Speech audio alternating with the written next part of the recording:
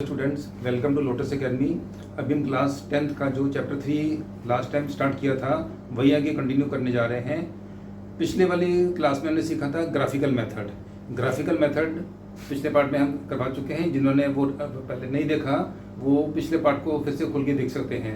मैं एक बार थोड़ा सा रिकैप करवा देता हूँ। ग्राफिकल मेथड में हमने बताया था कि हमें दो लाइनें दी होती हैं, तो दोनों लाइनों का जो ग्राफ है वो हम एक ही एक्सिस के ऊपर बनाएंगे। जो दोनों का पॉइंट ऑफ इंटरसेक्शन होता है वही सॉल्यूशन होता है।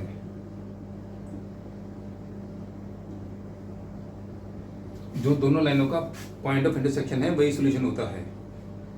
लेकिन अभी हम इसमें आगे ये सीखेंगे कि जो जब हम दो लाइनों का ग्राफ बना रहे हैं वो लाइनें किस तरह की हैं, तो उसके अकॉर्डिंग इसकी कंसिस्टेंसी के बारे में बताएंगे। अब हम इसमें कंसिस्टेंसी के बारे में स्टडी करेंगे कि जो सॉल्यूशन है वो कंसिस्टेंट है या नहीं है। तो इसमें दो पार्ट होते हैं। कंसिस्टेंट का मीनिंग होता है कि सॉल्यूशन एग्जिस्ट करता है, और इनकंसिस्टेंट का मीनिंग है कि सॉल्यूशन एग्जिस्ट नहीं करता। तो कब करता है और कब नहीं करता और किस टाइप के सॉल्यूशन होते हैं, तो वो हम इसमें स्टडी करने जा रहे हैं।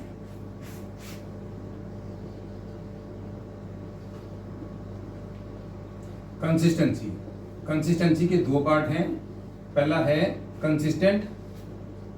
कंसिस्टेंट का मीनिंग है कि सॉल्यूशन एग्जिस्ट करता है, और दूसरा है इनकंसिस्टेंट। इनकंसिस्टेंट का मीनिंग है सॉल्यूशन एग्जिस्ट नहीं करता। एग्जिस्ट करने का मीनिंग है कि जैसे हमने यहाँ पर देखा है, तो इसमें जो दो लाइनें हैं जहाँ पर इंटरसेक्ट कर रही हैं तो वो उसका सॉल्यूशन है। तो इसको बोलते हैं कि ये इसका यूनिक सॉल्यूशन है। एक दूसरा केस और भी हो सकता है। उसमें होता है कि जो हमने दो लाइनों का ग्राफ बनाया है, अगर वो दोनों लाइनें सेम ही आ रही हैं, एक के ऊपर एक लाइन आ गई, सेम ही लाइन आ गई, तो उसमें फिर वो एक ही लाइन मानी जाएगी। तो एक ही लाइन, जैसे हम पहले 9th में स्टडी कर चुके हैं, एक ही लाइन के इनफाइनाइट सॉल्यूशन होते हैं। अगर हमें एक ही लाइन दी हुई है उसके सॉल्यूशन इनफाइनाइट होते हैं। तो इनफाइनाइट सॉल्यूशन का मीनिंग भी सॉल्यूशन एग्जिस्ट करता है। तो कंसिस्टेंट सॉल्यूशन के दो पार्ट हैं। एक होता है यूनिक सॉल्यूशन और दूसरा होता है इनफाइनाइट। यूनिक का मीनिंग है कि only one solution, only one solution. और इनफाइनाइट में हम देख ही रहे हैं कि उसमें इनफाइनाइट सॉल्यूशंस हैं। जो यूनिक सॉल्यूशन होता है वो तब होता है when lines are intersecting. Lines are intersecting, जैसे हमने ग्राफ में देखा है कि जब दो लाइनें इंटरसेक्ट करेंगी तो उसका एक सॉल्यूशन आ जाएगा, ये यूनिक सॉल्यूशन है। और इनफाइनाइट सॉल्यूशन में लाइंस आर कोइंसिडेंट। कोइंसिडेंट का मीनिंग है सेम ही लाइन है। Coincident means same line. Okay. अब जो इनकंसिस्टेंट सॉल्यूशन होता है, इनकंसिस्टेंट का मीनिंग होता है लाइंस आर पैरेलल। जो लाइंस है वो पैरेलल है। अगर पैरेलल लाइनें होंगी तो वो कभी मीट नहीं करेंगी, तो उसका कोई सॉल्यूशन नहीं आएगा। तो इसमें इनफाइनाइट सॉल्यूशन का, नो सॉल्यूशन का सिर्फ ये एक ही केस है कि लाइंस आर पैरेलल। अगर यूनिक सॉल्यूशन है उसमें लाइंस इंटरसेक्टिंग होती है। जो इनफाइनाइट सॉल्यूशन है उसमें लाइंस कोइंसिडेंट, मतलब कि सेम ही लाइन होती है, एक ही लाइन दो बार आ रही है। और जो इनकंसिस्टेंट है जिसमें नो सॉल्यूशन है उसमें लाइंस पैरेलल होती है। इनकंसिस्टेंट का मीनिंग है नो सॉल्यूशन। ओके। जो लाइन की स्टैंडर्ड फॉर्म होती है उसमें एक पहले मल्टीपल ऑफ एक्स आएगा, A X plus B Y सब multiple of Y is equal to C. जो सी है वो इक्वल टू के राइट साइड में लिखा होगा। तो x के कोफिशिएंट को a बोलते हैं, y के कोफिशिएंट को b बोलते हैं, और जो कांस्टेंट है जो राइट साइड में लिखा हुआ है उसको c बोलते हैं। तो सपोज करो फॉर एग्जांपल, अगर कोई इक्वेशन दी हुई है 2x plus 3y is equal to 5, तो इसमें जो a है वो 2 है। ध्यान रखना x नहीं है, 2 है। साथ में x नहीं लगाना, जो उसका कोफिशिएंट है सिर्फ वही a है। b है 3 और c है 5। a is equal to 2, b is equal to 3 and c is equal to 5। Okay. तो इसकी हेल्प से हम ये समझेंगे कि जो कंसिस्टेंसी है वो कोफिशिएंट को देखकर कैसे पता लगाते हैं कि जो सॉल्यूशन है वो कंसिस्टेंट है या नहीं है। तो अब हम इसको इक्वेशन की हेल्प से समझेंगे कि ये कैसे करके इसका जो कोफिशिएंट है उसकी हेल्प से पता लगाएंगे कि ये इसका जो कंसिस्टेंसी है वो कैसी है।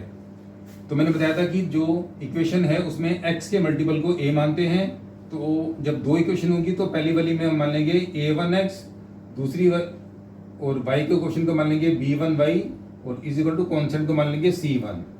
दूसरी इक्वेशन में a2x plus b2y is equal to c2। अब हम इनका जो रेशियो है ना वो पता लगाएंगे, तो उसी से पता चल जाएगा कि जो सॉल्यूशन है वो कंसिस्टेंट है या नहीं है। सबसे पहले पता लगाना है a1 अपॉन a2,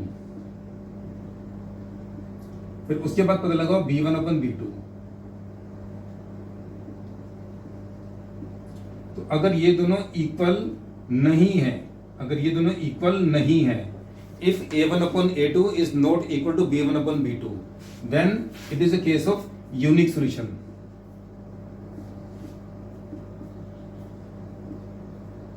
तो यूनिक सॉल्यूशन का क्या मीनिंग है? Lines are intersecting.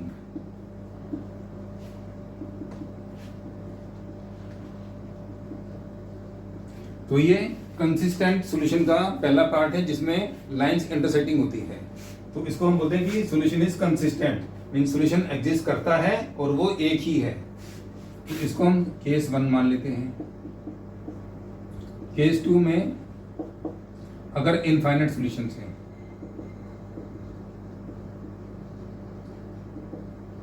तो उसमें जो a1 अपॉन a2 है वो b1 अपॉन b2 के इक्वल आएगा और c1 अपॉन c2 भी उसके इक्वल ही होगा। तीनों का रेशियो अगर सेम आ रहा है तो इसमें कि ये एक ही लाइन मानी जाएगी। इनका जो ग्राफ है उसमें दोनों का जो ग्राफ है वो ओवरलैप कर जाएगा, एक के ऊपर एक इक्वेशन आएगी। तो ये केस होता है इनफाइनाइट सॉल्यूशन का। इसमें तीनों इक्वल आते हैं। a1 upon a2 is equal to b1 upon b2 is equal to c1 upon c2। अब जो केस 3 है, केस 3 का मीनिंग है नो सॉल्यूशन। नो सॉल्यूशन में जो a1 अपॉन a2 है this will be equal to b1 upon b2, लेकिन ये c1 अपॉन c2 के इक्वल नहीं आएगा, is not equal to c1 upon c2। Okay, तो ये तीन तरह के केस हो गए। तीनों को फिर से ध्यान से एक बार समझ लीजिए। अगर सॉल्यूशन कंसिस्टेंट है विद यूनिक सॉल्यूशन तो a1 upon a2 is not equal to b1 upon b2 आएगा। इसमें c1 अपॉन c2 का यूज नहीं है, वो चाहे इनमें से किसी के इक्वल हो या नहीं हो उससे कोई फर्क नहीं पड़ता। इनफाइनाइट सॉल्यूशन में तीनों इक्वल हैं, a1 upon a2 is equal to b1 upon b2 is equal to c1 upon c2। तो ये दोनों केस होते हैं कंसिस्टेंट सॉल्यूशन के, मीन सॉल्यूशन एग्जिस्ट करता है। सॉल्यूशन एग्जिस्ट करता है तो या तो यूनिक सॉल्यूशन होगा या इनफाइनाइट सॉल्यूशन होंगे, दोनों केस में सॉल्यूशन एग्जिस्ट करता है। और थर्ड केस है जिसमें नो सॉल्यूशन। नो सॉल्यूशन में a1 अपॉन a2 और b1 अपॉन b2 ये दोनों इक्वल आएंगे, लेकिन जो c1 अपॉन c2 है वो इसके इक्वल नहीं आएगा। Okay, is that clear? तो अब हम इसकी हेल्प से ये समझेंगे कि ना, अब हम इसकी जो क्वेश्चंस है वो थोड़े से प्रैक्टिस करके देखेंगे। सपोज करो हमें दो इक्वेशन दी हुई हैं। पहली इक्वेशन मान लेते हैं 2x plus 3y is equal to 4 और सेकेंड इक्वेशन है 6x plus 9y is equal to 12। तो इसमें a1 b1 c1 और a2 b2 c2 कितना कितना हो जाएगा? x का कोएफिशिएंट 2 है तो a1 हो जाएगा 2, b1 हो जाएगा 3, c1 हो जाएगा 4। ओके, नोट कर लेते हैं।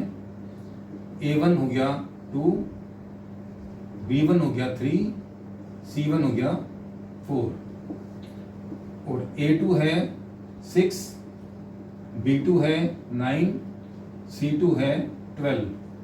अगर हमने a1 अपन a2 निकाला तो कितना आ जाएगा? 2/6 कट के 1/3 आ जाएगा। फिर हम b1 अपन b2 निकालेंगे, वो कितना आ जाएगा? 3/9, ये भी कट के 1/3 आ गया। फिर हम c1 अपन c2 निकालेंगे तो वो आ जाएगा 4/12, तो ये भी कट के 1/3 ही आ गया। तो therefore a1 upon a2 is equal to b1 upon b2 is equal to c1 upon c2। तीनों इक्वल आ रहे हैं। तो अगर तीनों इक्वल आएंगे तो वो इनमें से कौन सा केस हो गया? तीनों इक्वल आ रहे हैं। तो तीनों इक्वल आएंगे तो उसको बोलेंगे इनफाइनाइट सॉल्यूशन।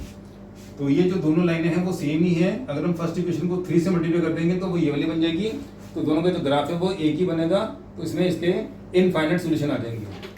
अगर हम इसी को थोड़ा सा मॉडिफाई करें, अगर हम इसके जो 12 है इसको काट के 10 कर दें तो जो C2 है वो 10 बन जाएगा।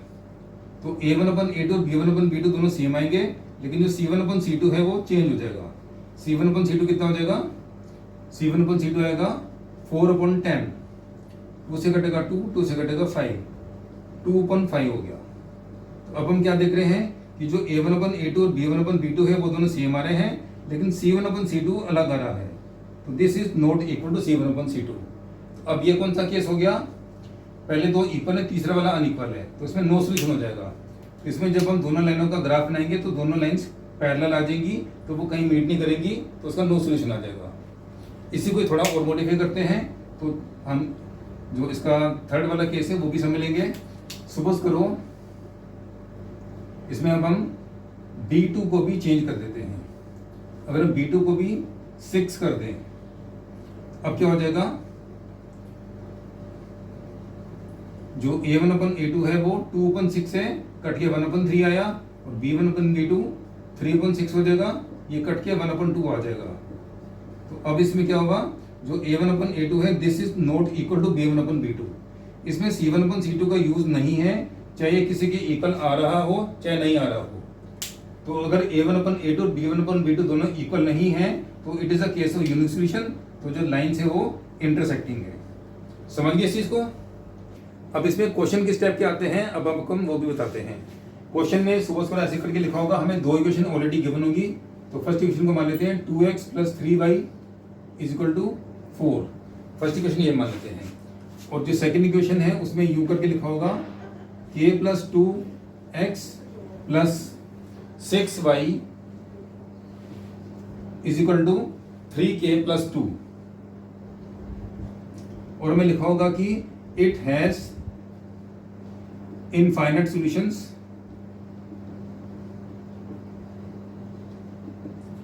Find the value of k।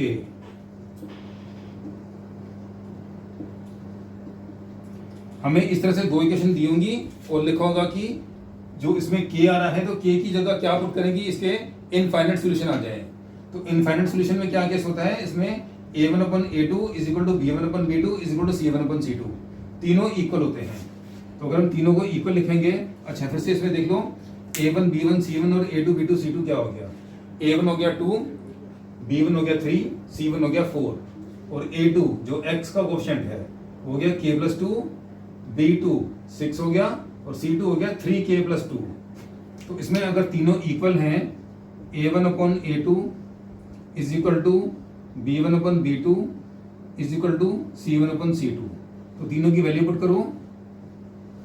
2/k + 2 = 3/6 = 4/3k + 2। Okay, ये जो 3/6 है इसमें दोनों कॉन्स्टेंट, इसमें k है यूज नहीं हो रहा, तो अगर ये कटता तो इसको काट सकते हैं, ये कट के बन जाएगा 1/2। तो ये तीनों इक्वल हैं। तो अगर ये तीनों इक्वल हैं, हम इसके दो पार्ट्स कर देंगे। पहले पार्ट में लिखेंगे कि ये इसके इक्वल है, 2/k + 2 = 1/2, और दूसरे पार्ट में लिखेंगे कि ये भी इसके इक्वल है, 1/2 = 4/3k + 2। तो जैसे हमने लीनियर इक्वेशन में किया हुआ है, इसको सोल्व करके k की वैल्यू आ जाएगी, और इसको सोल्व करके एक और k की वैल्यू आ जाएगी। तो जो दोनों k की वैल्यू है वो दोनों सेम होनी चाहिए, तो तभी इसका आंसर आएगा। अगर इसका k का सॉल्यूशन अलग आता है, इसका k का सॉल्यूशन अलग आता है, तो फिर हम बोलेंगे कि किसी सिंगल नंबर पर तीनों इक्वल नहीं होते हैं। तीनों इक्वल तभी होंगे अगर ये दोनों का सॉल्यूशन सेम आएगा। दोनों को एक एक करके सोल्व करके देखते हैं। यहाँ पर बन जाएगा k + 2 = 4, तो k आ जाएगा 2। तो पहले पार्ट में k की वैल्यू 2 आ रही है। दूसरे पार्ट में क्या आएगा? दूसरे पार्ट में आ जाएगा 3k + 2 = 8, 3k = 6, तो k = 6/3, तो ये भी 2 आ जाएगा। तो हम देख रहे हैं कि दोनों केस में जो k की वैल्यू है वो 2 ही आ रही है, तो यही इसका सॉल्यूशन है। तो अगर इसके इनफाइनाइट सॉल्यूशन है, इसमें जो k की वैल्यू है वो 2 आएगी, जो कि दोनों पार्ट का कॉमन सॉल्यूशन है। ओके, अब हम ऐसे ही एक और एग्जांपल भी करके देखते हैं। सपोज करो फर्स्ट इक्वेशन दी हुई है 3x + y = 1, और सेकेंड इक्वेशन है 2k - 1x + k - 1y = 2k + 1। Okay, और इसमें हमें इस बार दिया हुआ है नो सॉल्यूशन। तो अगर इसका नो सोल्यूशन है तो के की वैल्यू निकालने के लिए क्या करेंगे, नो सोल्यूशन। कौन सा केस हो गया, a1/a2 is equal to b1/b2 is not equal to c1/c2। तो सिर्फ फर्स्ट टू ही इक्वल है, थर्ड वाला इक्वल नहीं है। ओके, तो ये कैसे करके बनेगा, a1/a2 is equal to b1/b2 is not equal to c1/c2।